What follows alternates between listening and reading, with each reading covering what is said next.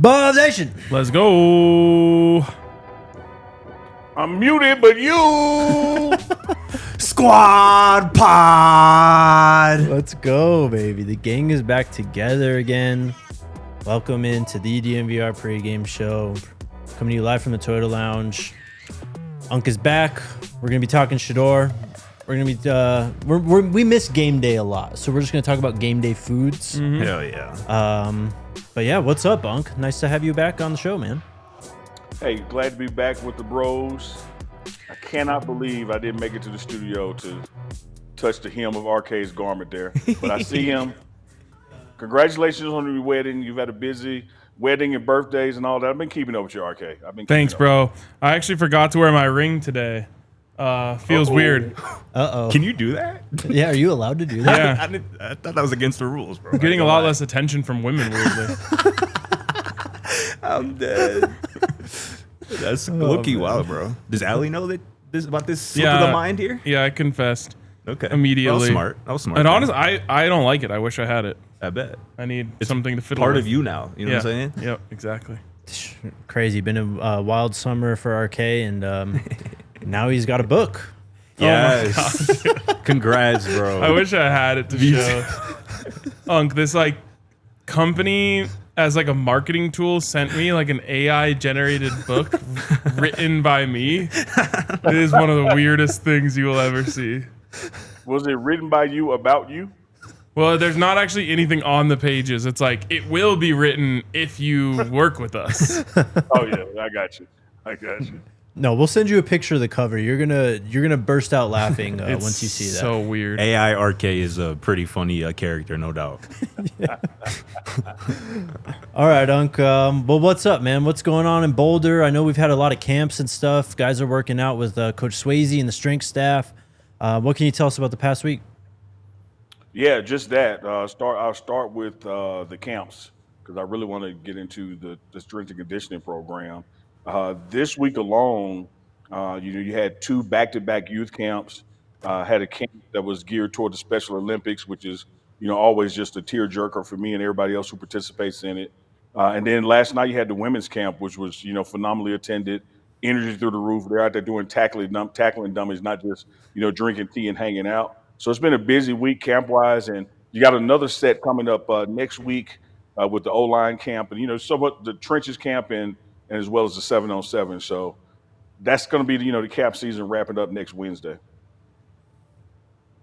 Obviously, Coach Unk, with this weekend too, we got another pretty solid recruiting weekend coming up.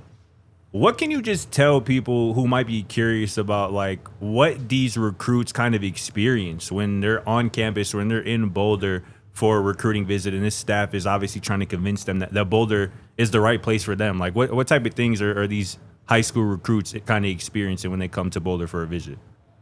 Well, I think it's along the lines of what Coach Primus said, that it's a validation. Right. Their interest in Boulder and being here to CU, whether it's from DNVR podcast, whether it's Reach the People, the pregame show, Well Off, you name it. Everyone has seen what takes place here in Boulder, but a lot of people like to come and touch it and feel it for themselves. And when they get here on their visit, the validation of having a staff with over 200 plus years in combined NFL experience, you get to see the locker room, the facilities, the community of Boulder. There's even some excursions out to Denver as well. Yeah. And so next 3 weekends are going to be huge recruiting visits with players across the board. So I think one of the things that just always piqued my interest in it, not just what they get to see while they're here, Scotty, but also while you're working out, doing strength and conditioning, and the offense and defensive staff are meeting, getting ready for Georgia Tech, there's a whole nother effort going on at the same time to get ready for next year.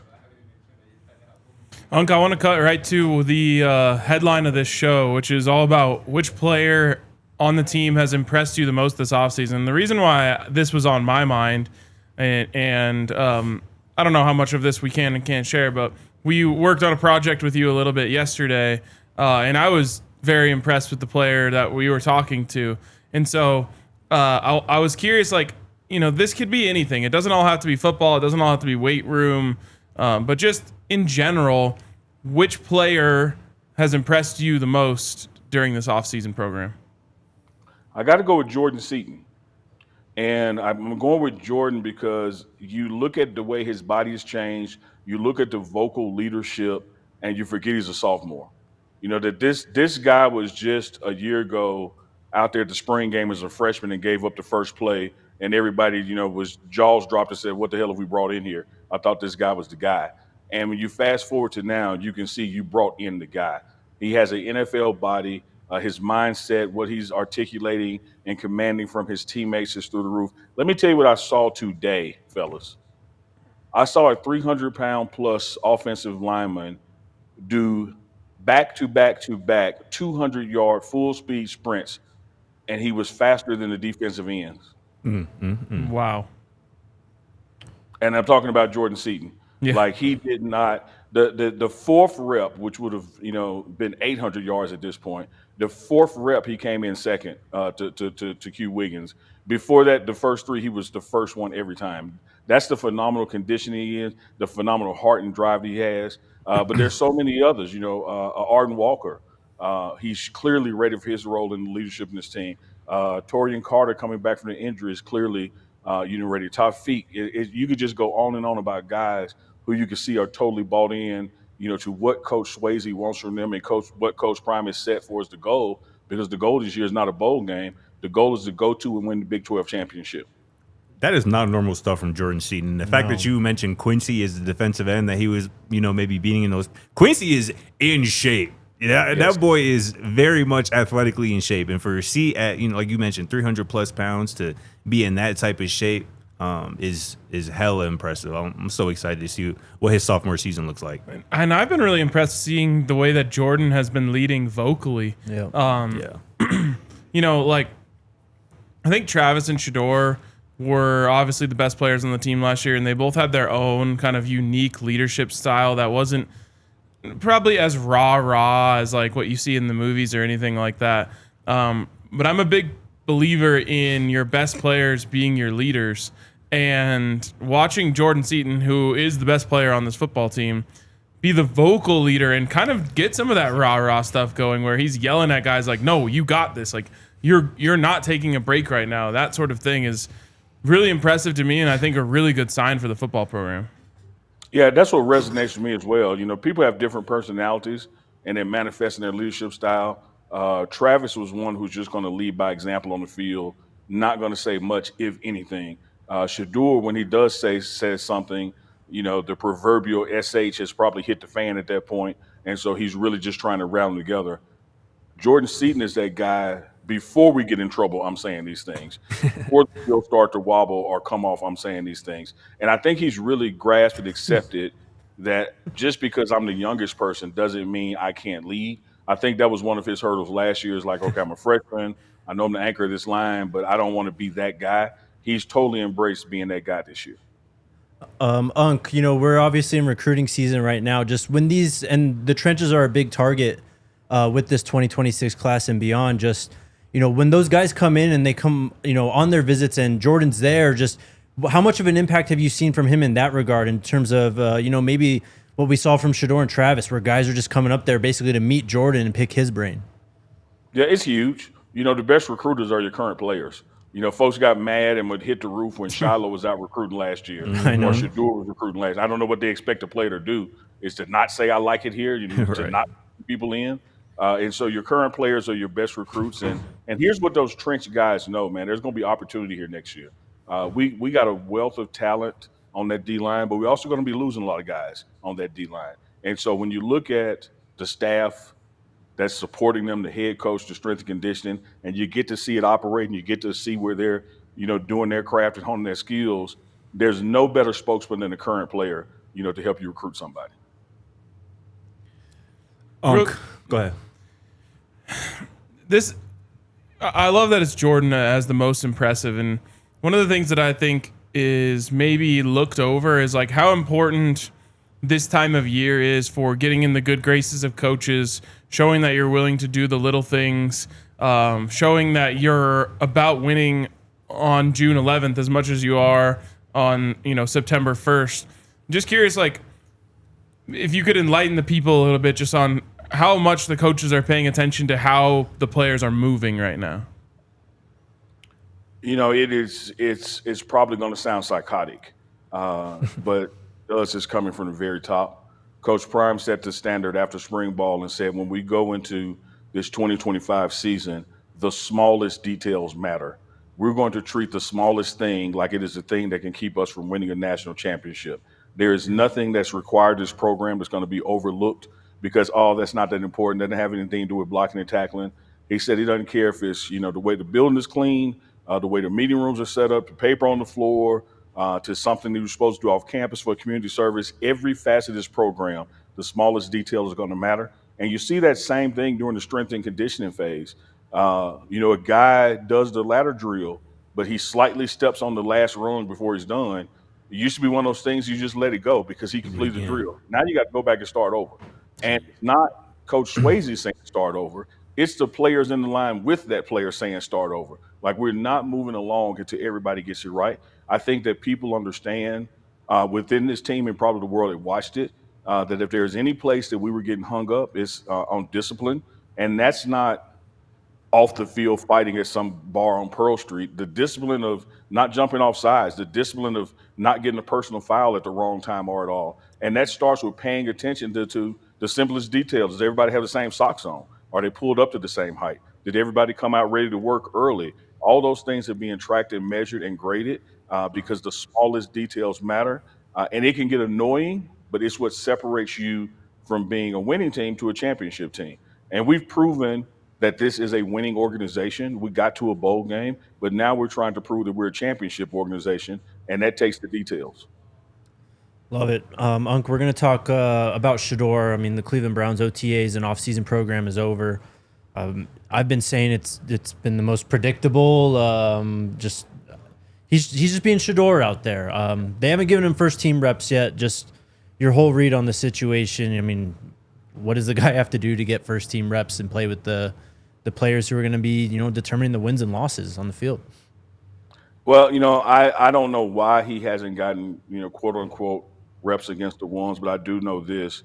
In the mantra of his father, head coach here at Colorado, make the most of the reps you got. If you don't think you're getting what you deserve, show the coach, show your position coach, show your teammates what you do with what you have.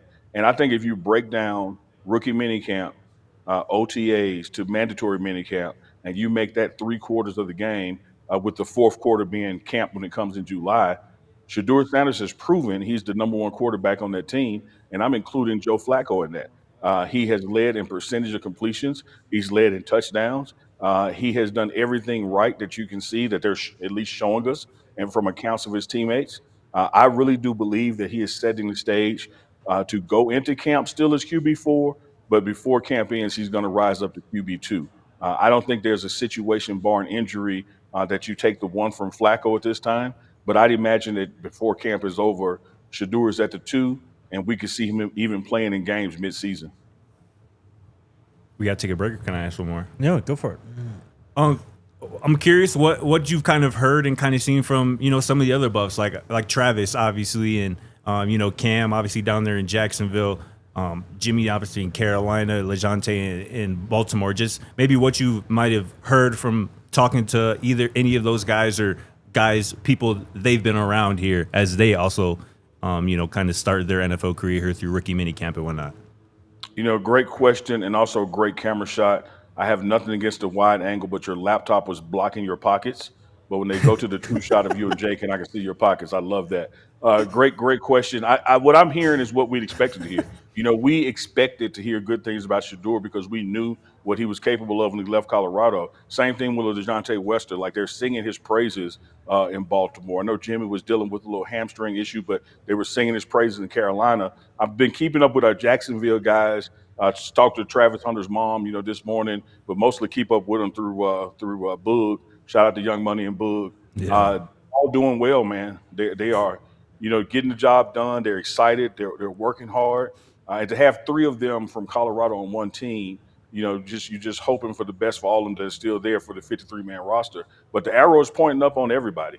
Everybody that this program has produced has not been a letdown at camp. As a matter of fact, it's now head scratching. Like, why didn't they draft that guy versus going to draft a free agent? Like, they're singing the praises. Shiloh down in Tampa.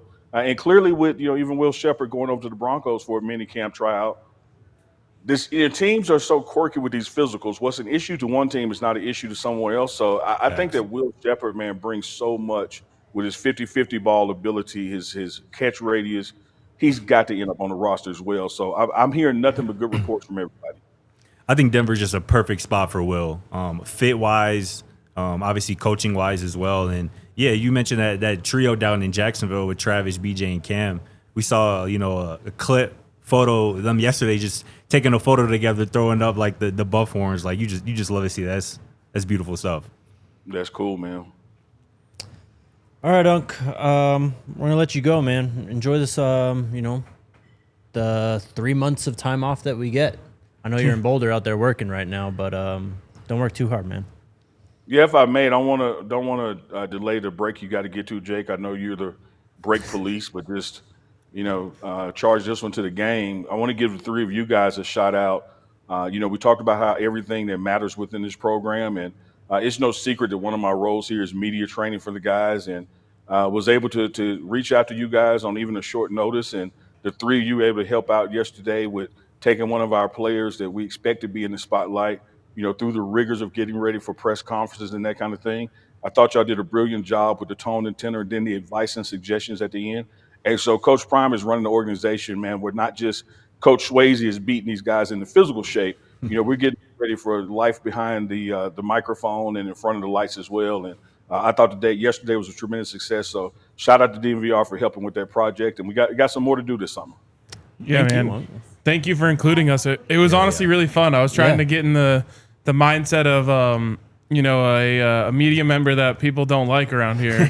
Try and throw some curveballs at the guys. So it was great. It was a great experience, and we're super appreciative that we got to be a part of it. It was weird trying to be like worse at my job for like 30 minutes.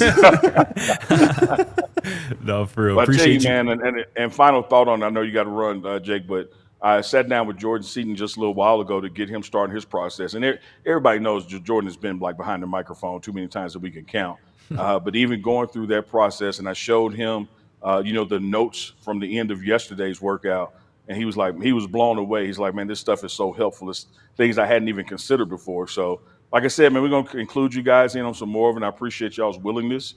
We might have to do some awkward hours, but I know y'all will be there. Appreciate you including us, Unky. You doing a great job. You killing that. That's a very important task you've been tasked with, and you're doing a great job with. And last thing, happy Father's Day this weekend to you, Juan. Yes, happy Father's Day. I appreciate that, man. Appreciate that. Yes, sir. Happy Father's Day to all the mother. That's how you become a father. Facts. All right, man. We appreciate you. We'll talk soon. Have a good one. See y'all. Yes, sir, man. Love y'all. Appreciate it. Love you too, brother. See ya.